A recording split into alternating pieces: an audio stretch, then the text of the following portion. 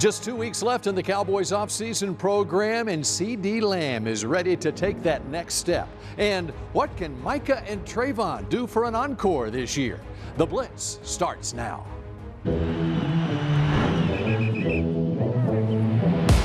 Pops out to the right, breaks a tackle. They blitz it. Prescott throws it down the right side for Lamb. Caught it!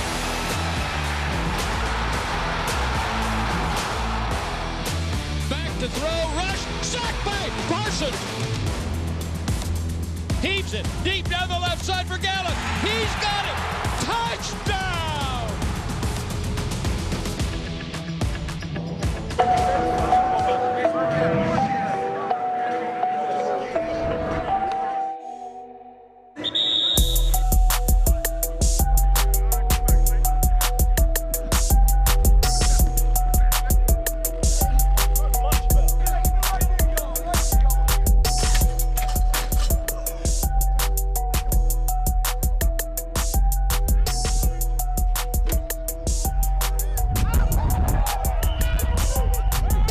Week number 2 of OTAs is in the books, and we are whetting your appetite for the 2022 regular season, which will be here before you know it. Welcome to the Blitz, your Dallas Cowboys report. Bill Jones along with Kyle Yeomans is yes now. We are into the month of June. 2 weeks left in this offseason. Training camp will be here before you know it. It's next month, Kyle Yeomans. Yeah, that's wild to think about, that you're already into 1 month away territory for training camp. But really all this is right now, these OTAs, it's like looking at a map through a magnifying glass. You've got the magnifying glass, you're looking at every single little move you can, but it's still a broad picture of what this team's going to look like in the future. You know, for any football team, it all starts up front, in the trenches, right? And on offense, let's start up front in the trenches with the offensive line. And how about we hear from the 7-time Pro Bowl offensive guard for the Cowboys, Zach Martin. Like we've been the last couple of years, I mean, we've had multiple games where guys have been shuffled around, and it just shows the value and the importance to be able to play multiple positions. And you know, I think we got a great offensive line room, guys who can play a lot of different positions.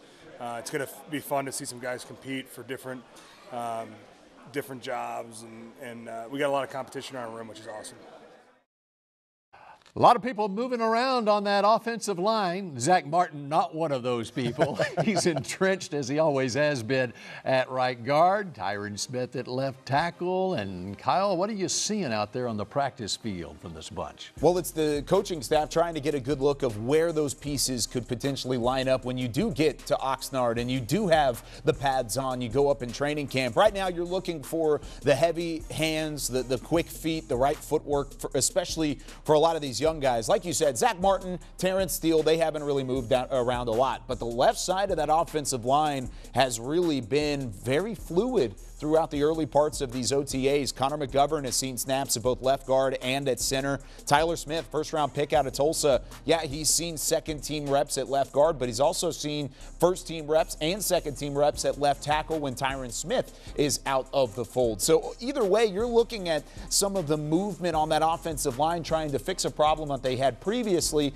and that's with injuries up front. They did not have an answer in the past. And with the first-round pick, Tyler Smith, we're just seeing a little bit of progress. Guard the first week, a little bit of tackle this week, and he will continue to progress and be in that starting lineup when the regular season starts. I'm going to assure you, the coaches may not yet, but I will assure you of that. The Bill Jones guarantee. He was a first-round pick. All right, how about the defense, and how about Micah Parsons and Leighton Vanderesch out there? Parsons, he's going to build on that rookie season, the Rookie of the Year season last year. Yeah, no doubt about it. He talked about it this week as well, saying that he didn't bulk up, he didn't slim down, he stayed right where he was, which is a good thing, because that's exactly what Micah Parsons brings to the table as an elite pass rusher and a defender coming off the second level. That linebacker room right now has a lot of question marks in terms of depth. But up front, the two guys that are starters or solidified starters at the second level with Leighton, Vanderesch, and Micah Parsons have been some of the stars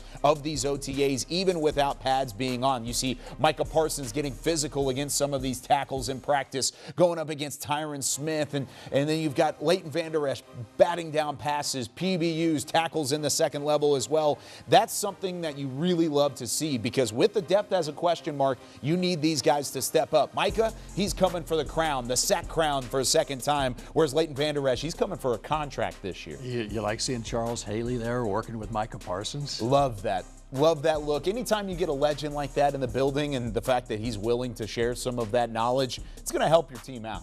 All right, and that's what's going on the field this past week. Couple of weeks left of the off-season program. Of course, our thoughts and prayers are with the community in Uvalde, the horrible, tragic events of last week. And the Cowboys and the NFL Foundation have teamed together to support the victims there in Uvalde, a combination of or contribution of $400,000 to the Robb Elementary School Memorial Fund, as well as the Uvalde Strong Fund. Those people in Uvalde definitely on our minds as we enter the summer months.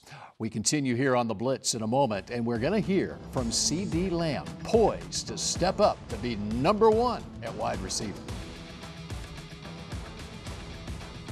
The Blitz is brought to you by AT&T, official sponsor of the Dallas Cowboys, and by the Dallas Cowboys Football Club.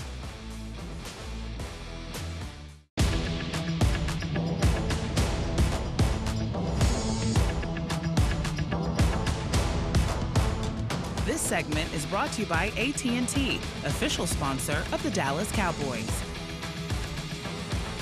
Welcome back to the Blitz, your Dallas Cowboys report. A lot of eyes on CeeDee Lamb and the Cowboys wide receivers this offseason. And Britt Johnson is here to take a closer look. Thanks so much, Bill. Britt Johnson here. Last season, there was a hot debate on who was wide receiver #1. After Amari Cooper was traded to the Cleveland Browns, the debate is finally settled. CeeDee Lamb looks to be Dak's go-to receiver for the foreseeable future. Here's what CeeDee had to say about what this solidified role will entail. Yeah, most definitely. It's a little bit of everything, movement, positioning, but that's all for the better and kind of helping me grow as a player. You know what I'm saying? Understanding different looks, understanding how the defense is going to play, and understanding my approach. So just different ways you can look at it, but you got to find a happy medium. Most importantly, CeeDee understands that this new responsibility of producing on the field also includes leading the younger receivers into a future of success with the Dallas Cowboys. It's very important because obviously I wasn't young too long ago. You know what I'm saying? And I was all in Amari's ear, and I'm sure he was tired of me asking questions. But I mean, he gave me an answer for every question I needed. So therefore, I want to pass the well. And if those guys need me, you know, I'm already there. And they know that. And as far as growing, I'm still learning from my coach. If I have a question about myself, I'm asking him. Like, let me know whatever you see that's wrong, and we'll get it fixed. But and that all comes with chemistry and just bond.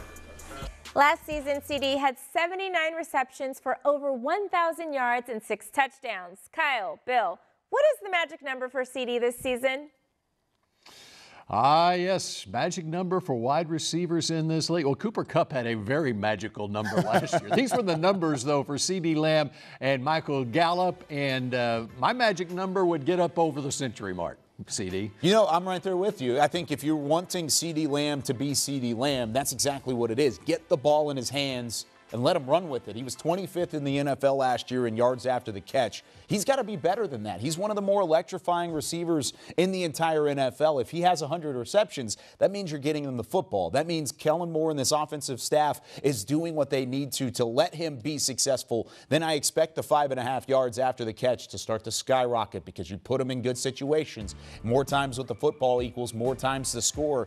Either way, he's going to need to be fed the football. So I'm right there with you. I think 100 receptions here in terms of the season for CeeDee Lamb, now that he is the number one, that's got to be the goal. You know, I see a healthy Dak Prescott out there with CeeDee Lamb, and it reminds me of Troy and Michael back in the day. They would spend so much time at Valley Range in the offseason working together, and this right here and what they're doing aside from these official OTA workouts, what Dak and CeeDee are doing together is going to be huge this year, I think. And it's going to be something that benefits the offense as a whole, because if you're opening it up to CeeDee Lamb, you're also opening it up to Tony Pollard, Ezekiel Elliott, to Michael Gallup, and all these other weapons on your offense. If he's a true number one, your offense is going to succeed. All right, and of course, Michael Gallup coming off the ACL surgery, and it remains to be seen when he is going to be ready to play. It will be sometime early in the season. Not able to get out there and do anything right now as he rehabs, but things coming along with his rehab. It is coming along. He's been out working on the bands throughout the OTA practice since he sustained that injury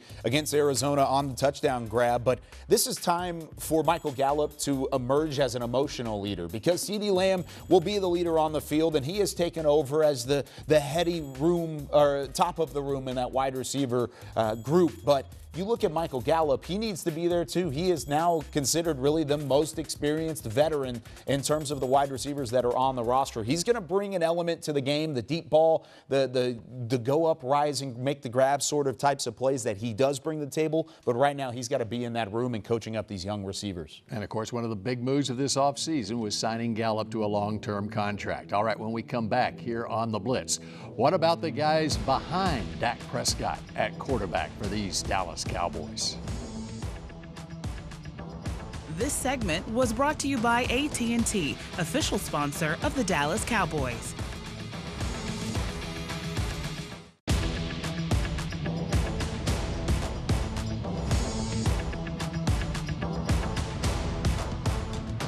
All right, we are less than 48 hours away from Home Run Derby time in Frisco. Yes, it's coming up on Tuesday evening, and Kyle Yeomans, you're going to be a big part of this. I get to MC the actual Home Run Derby event put on by Reliant. It's everybody, the Cowboys, swinging for a cause in the Salvation Army. And I mentioned this on last week's show. Since my lobbying took place, they have let me pick up a bat. I will be participating in the Media Home Run Derby as well. So come out. It's going to be a lot of fun, free admission, no tickets needed, benefiting charities across the North Texas area. So your pick to click for the Home Run Derby is? Kyle Yeomans, of course. I mean, why not? In the media portion of the Home Run Derby. All right, your pick to click as far as the backup quarterback goes on this team. Cooper Rush last year got an opportunity in that Minnesota Vikings game. There were question marks about him coming into that game, and no question marks after that game because, of course, the Cowboys won that game. No doubt, and that was a big step for this backup quarterback position, because last year, if you were to ask the question, how much confidence do you have in him?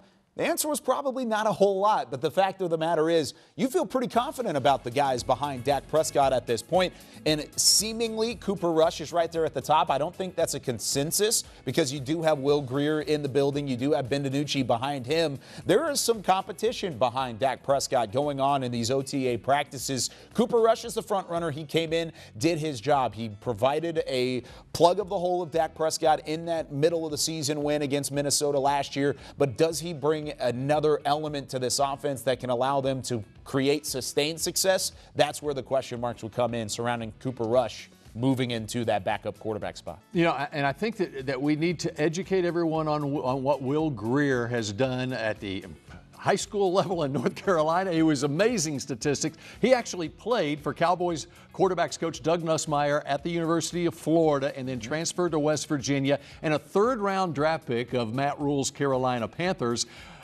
But Cowboys fans aren't really aware so much about Will Grier here because he was acquired after the preseason last year. I can't wait to watch him in the preseason. I think so, too. I think he's going to be electric. I think there's a good chance he's your backup quarterback when the preseason is said and done. This is where that competition comes in. If you were around the Big 12, you played, or you're a fan of the Texas Longhorns, Oklahoma Sooners, you know Will Grier because he had great games against them. He hasn't necessarily continued that into the NFL, but he is a top 100 pick. This may be the perfect role for him moving forward. And that's why Matt Rule decided to make him the 100th pick in the draft, because he tore up Baylor when he was at West Virginia. All right, when we come up back here on the Blitz, how about a guy who tore up the league last year at the cornerback position, Trayvon Diggs? What does he do for an encore?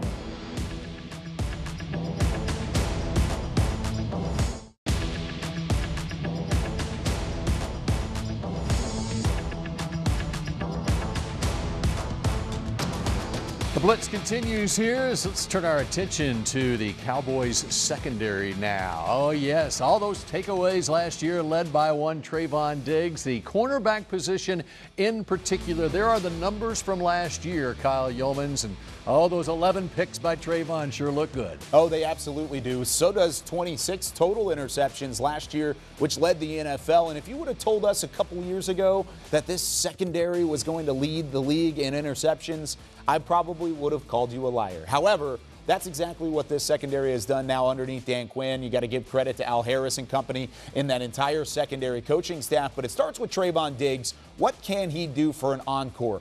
Expecting 11 interceptions is not likely. That is unrealistic to see 11 picks back on the board. One, because quarterbacks may not want to throw his direction as much. Two, because that's a record breaker for a reason. It doesn't happen a whole lot, and it was the first time in quite some time you had seen double-digit interceptions in the NFL. My goal for Trayvon Diggs, and it should be his as well, 1,100 yards allowed last year isn't going to cut it. It was the most in the NFL. He's got to lower the production against. He's giving up CeeDee Lamb type receiver numbers to every receiver in the league. You can't necessarily anticipate that'll bring success over the long portion of the career that he has at hand. If he has the 11 interceptions, it can suppress a little bit of that. But without the 11 picks, you've got to find a way to be productive on that side. All right, how about the other corners? And let's look at the other side. And Anthony Brown, the veteran who had a very nice season last year, with the exception of Thanksgiving Day when the officials had his number on that day. By the way, he's wearing number 3 this year, not number 30.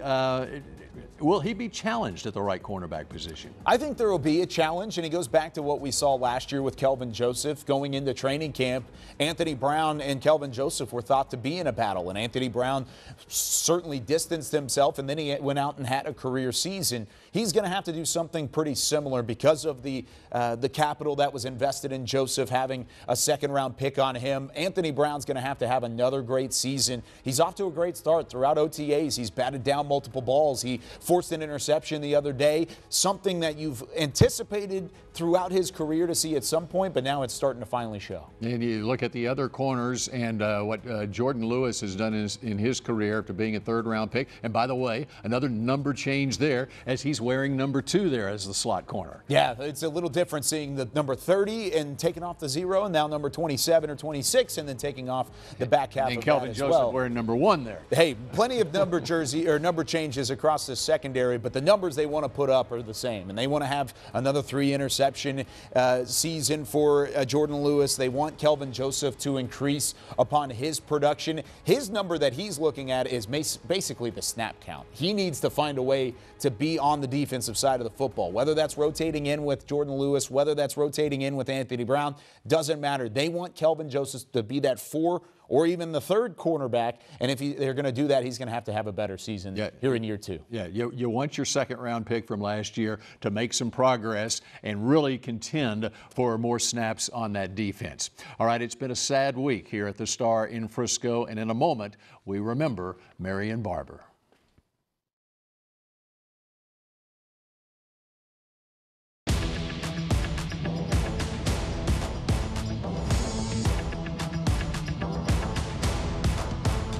The Blitz was brought to you by AT&T, official sponsor of the Dallas Cowboys, and by the Dallas Cowboys Football Club. Do what you love. It's just that simple. Marion Barber, he just won't stop running, who is really a scoring machine.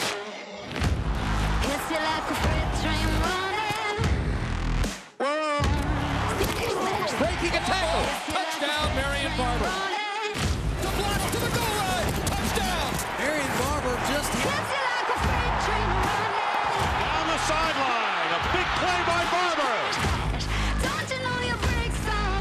He's still going to the pylon. Barber got another touchdown. 1st and 20. They run Barber on the left side, and that thing's collapsed. Give it up, Marion. Look out. Oh, he's in the end zone. He's still running around. Get out of the end zone. He does to the 5, to the 10. Unbelievable.